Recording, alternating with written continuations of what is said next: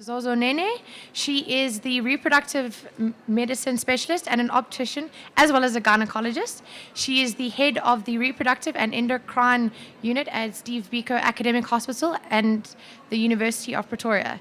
She is part of the National Department of Health's Technical Expert Advisory Team on contraception and infertility. Let's welcome her to the floor. Good afternoon, everyone. I decided to give a talk today about transgender care. And the question is, why do I pick this group of people to talk about? Can you all hear me? Okay. So it is basically because we know that infertility as a problem has been neglected a lot. But if there's a group that is neglected the most, it is the LGBTQ community and the transgender people. So today I want to be part of the healthcare providers that actually give them the options of their reproduction. We know now that gender is no longer defined as previously defined as a male and a female. So we have all shades of people. The nomenclature changes from time to time, and we need to be up to date with all the nomenclature. A year ago, it was LGBTQ. Then I heard last year it's LGBTQIA+. So now you can see there's more options. But you need to know that there are lesbians, there are gays, there are bisexual, there are transgender. There's another T that has been added now, transsexual. There's queer, there's those that are questioning, and you just need to know the nomenclature, and you need to refer to the persons, the LGBTQ, with the right nomenclature. Again, the terminology is important because a transgender person is a person whose gender, the identity differs from what they were born with, the sex that they were born with. So once they know what they want to be identified as, they will want to transition into the one that they identify with the most. So if they are trans men, it means they are transitioning from a female to a male. If they are trans women, they are transitioning from a male to a female. And it is important also to no longer refer to them as him or her, and the right way to refer to them is them, they, or their. So because of this whole process of transitioning and the fact that they are still trying to identify, and there's a mismatch between the gender identity and what they were born with. They have a lot of mental issues. They seek mental health, and they have to transition in their social environments with their friends and their families, and they experience problems there, and the support is lacking from their friends and their family during this period of transition. As such, you find that they have a lot of depression, a lot of anxiety, and we are not helping much because with the waiting periods for surgery, that causes them further anxiety. This study that was done in the US Transgender Survey showed that 40% of the people that responded to the survey said that they have attempted suicide at some point in their life. And this is compared to 4.6% in the general population. 48% have seriously thought about killing themselves. 82% had serious thoughts in that 1 year. And 24% of the respondents had actually made plans to kill themselves in the past year. 7% have actually attempted suicide in the past year. 71% have done it more than once, and 46% 3 or more times. So we can see that this is a serious problem. So what we do to make sure that these patients are in a welcoming environment is to make sure that our clinics are a safe and welcoming environment for them. What that means is that we need to train our staff to identify these patients from the onset, that they make sure that we know that these patients are transgender. We have forms there at the bottom that now must be part of our clinic. They no longer must have only the section of male and female. We must have other options so that we know what to refer them as. And again, we must ask them if they have had any surgery, or if they've transitioned, or this is the sex that they were born with. Our waiting areas must be inclusive. The kind of materials we put there for them to read must be inclusive. And our bathroom, we need to really move now to gender neutral bathrooms. There mustn't be a male bathroom and a female bathroom. It must be gender neutral so that the transitioning person is not confused which one to go to. And often the identity, the name on the identity document is still the name that of the sex they were born with. So if I made an example earlier of Bruce Jenner, we know him from the Kardashians. He transitioned into Caitlyn Jenner, but if the ID still says he's Bruce Jenner, when it comes to our clinic, we cannot say to him he is Bruce Jenner because he has changed. He's now Caitlyn Jenner. So we need to ask when they come in, what name do you prefer to be called by? So that we document that on the file, and that is the name that we must now call them. When we do physical examination, we need to be aware that this is also anxiety causing to them. So firstly, again, we call them by the name of their choosing, the one they want to be called by. They have particular body parts. They might not like that it is a penis. They might call it something else. We need to find out what it is they prefer us to call the body parts. Again, some of them will bind their breasts because they want to look like male. So we mustn't be shocked or surprised when we see things like that. So some of them will tuck the penis, put it away so that they look more female than male, look more female than male. And when there's a patient with a neo-vagina, what has been created for them as a vagina, you must not take the biggest speculum and go and put it in there because it's still small, it needs to be dilated. We have to be sensitive about all of these things. So this is what will reduce the anxiety of the examination. Now, when we get to gender affirming treatment, what is it there for? We first use hormone therapy.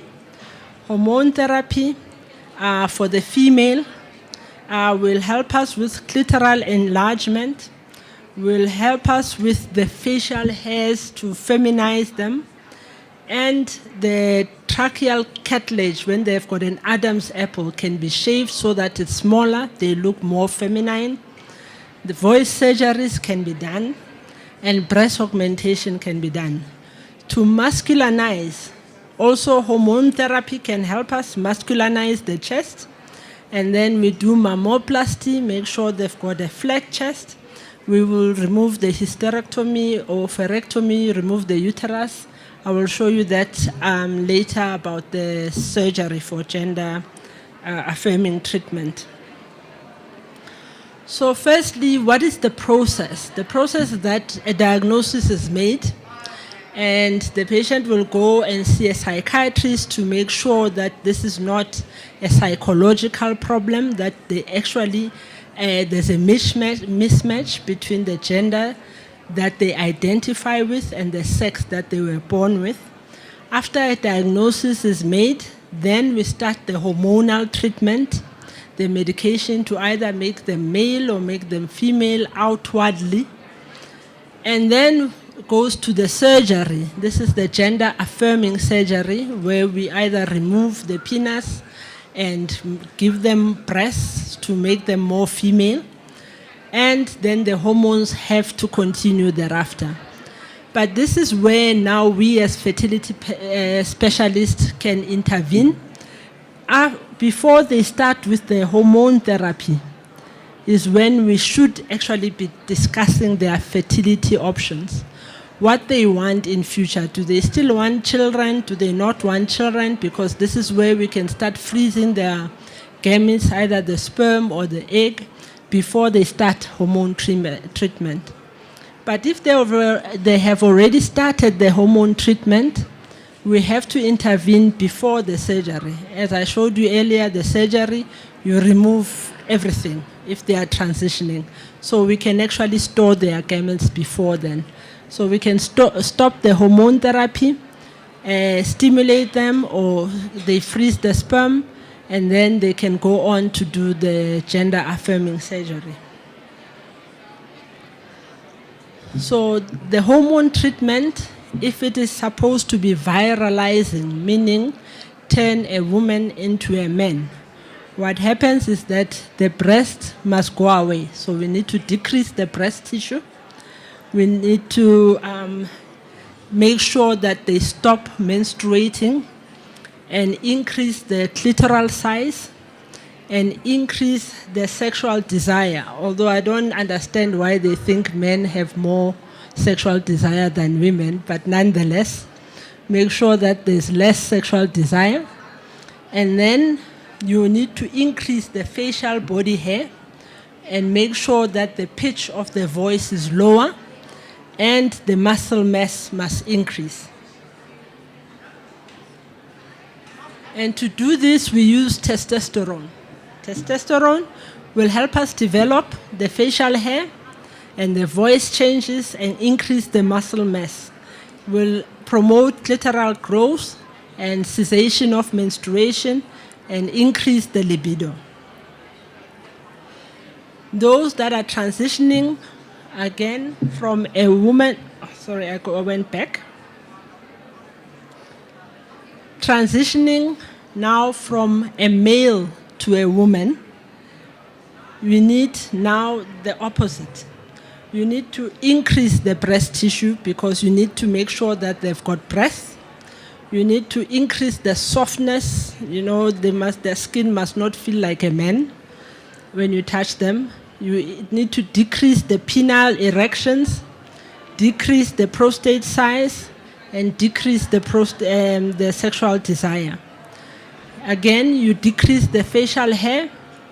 The voice, there may not be much change, but there is surgery that can be done for the voice.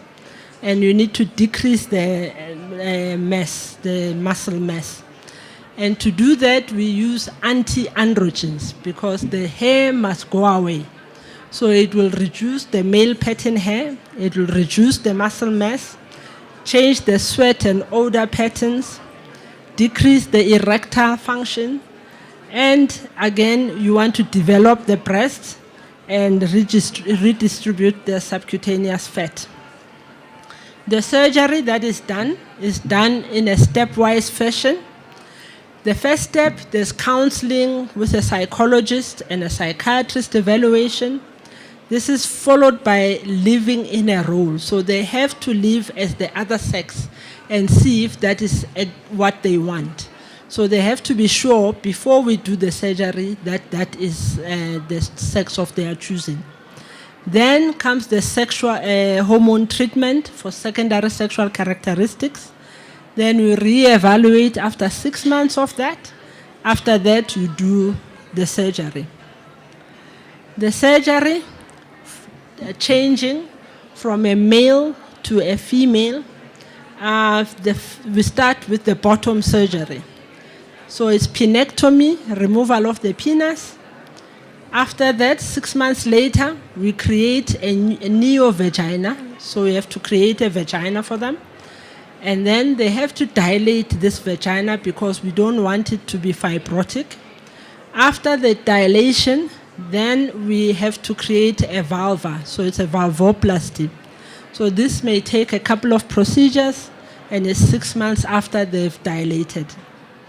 So to change from a female to a male.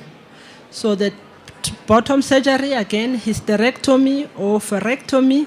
And this is why we say we must preserve the gametes before they go to surgery, because we remove the womb, we could remove the eggs, and then vaginectomy, we lengthen the urethra, and then create a neopenis. So far, the surgery for neopenis is not very successful. There has been one patient that they said was successful in Stellenbosch, but we keep on trying, and hopefully we will get there to create a neopenis.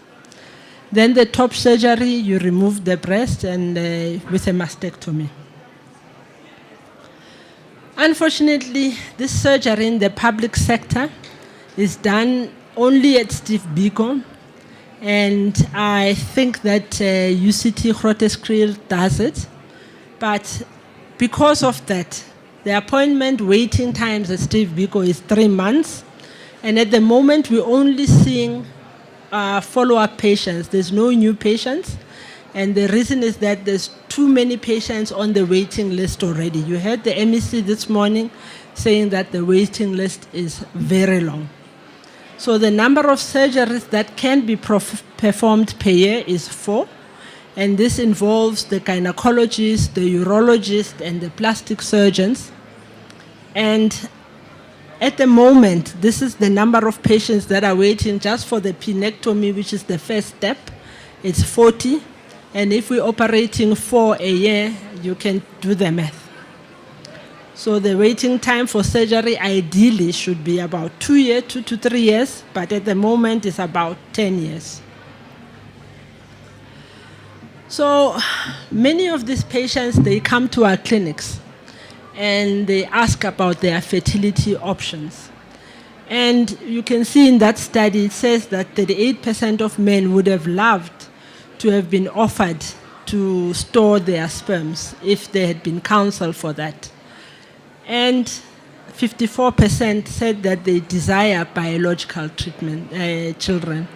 So in a sense, by not offering them the fertility options, we are actually taking away their desire to be parents and to have biological treatment. So we need to start offering treatment for them. So that study by Reproductive Health showed that 95% of the participants said that the healthcare provider should have actually discussed this option with them. So they missed the boat because it was never discussed with them. They actually now have transitioned without having cryopreserved or frozen or stored any of their gametes.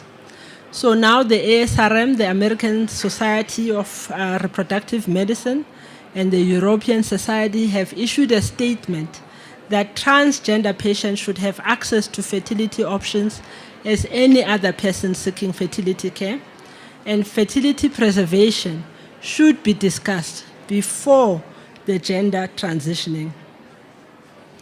So what options do we have? So before the hormones or before the surgery, we can store the eggs for those that are transitioning to men, so they are female. So we can store their oocytes. We can store their embryos if they've got a partner, they want it fertilized and stored as an embryo. Or we can store ovarian tissue. So if then later in life they want to use their gametes, those that have a female partner can use the oocyte and put it together with a donor sperm and then in the partner's uterus, okay? And if the partner is male, it means that you will need a sperm and you will need a surrogate. So these are the options for those transitioning from female to male. And those transitioning from male to female can have their sperm stored or the surgical extraction of the sperm. And then if the partner is male, they will need a donor oocyte and a surrogate. But if the partner is female, then we can do the normal IVF options of IUI, IVF, or ICSI. So in conclusion, I'd like to say that transgender care is a human rights issue and should be approached in a rights-based approach. And we all have our rights to our reproductive choices, and we should always provide comprehensive care for everyone, including the transgender persons. And as in the United Nations commitment or pledge, we want to leave no one behind. Thank you everyone for listening.